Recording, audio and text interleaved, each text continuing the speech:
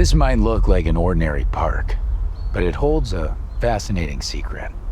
Well, actually almost 4,000 of them.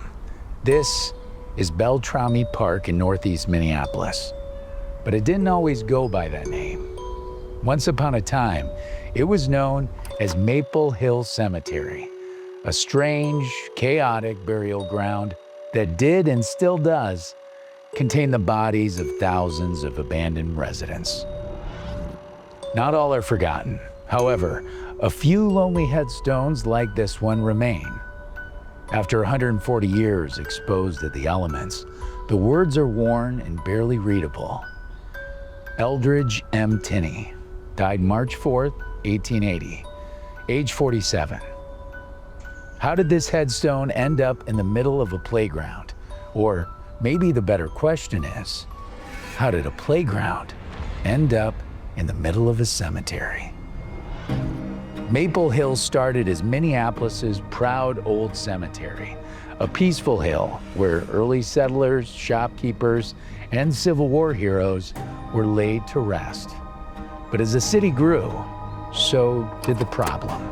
Too many people, not enough ground. By the 1880s, the place was packed.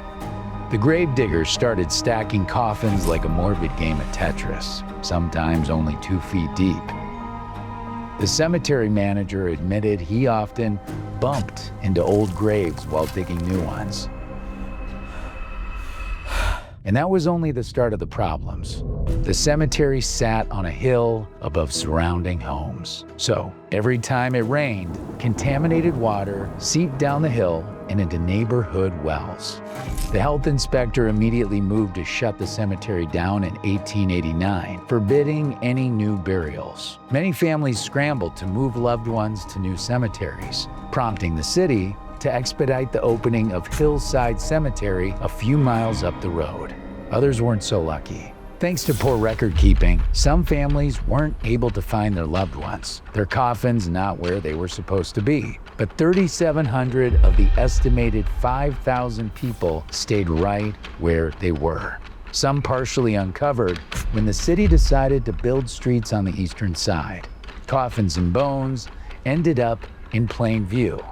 Newspapers screamed, "Corpses in the sun." Another warned, "Bones are bleaching." And somewhere in the chaos lay Eldridge Tinney. A newspaper clipping from March 1880 reveals his story. Tinney was working on Hennepin Island when a frozen clod of earth collapsed on him. He was crushed to death instantly. The accident made headlines. Some cemeteries get flowers. This one got a rebrand. In 1906, the city bought the land and turned it into a public park. Kids played games around the unmarked graves. A decade later, neighbors were fed up with the unsightly reminders of the land's former use and hauled away gravestones into the night, dumping them into a ravine. It seemed everyone was ready to move on, and over time, they did. The school across the street even planted a vegetable garden in the soil once declared a dangerous contaminant. By 1948, the cemetery's history had faded enough that the park was renamed Beltrami, after an early Italian explorer of the Mississippi River. The remaining gravestones disappeared, slowly sinking into the soil and covered up with grass, a wading pool, and playground equipment. But maybe Beltrami Park isn't unsettling after all. Maybe it's the opposite.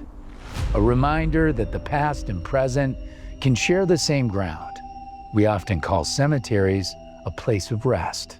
But some might argue that there's no better place to spend eternity than beneath a neighborhood full of life, laughter, movement, community, the things that make a city feel alive. Eldridge Tinney and thousands of others built the Minneapolis we walk through today. And now, in a way, they're still part of it. The park above them isn't an erasure, it's a continuation. This hill has seen the city's earliest settlers, its greatest mistakes, and its long memory. The neighbors know what's under their feet when they walk in the park, and they've made peace with that, and maybe even found some meaning in all of it. So perhaps the bodies should stay where they are, not hidden, but honored. Because Beltrami Park isn't just a story about what's buried. It's proof that the past never really leaves. It just learns to live quietly among us.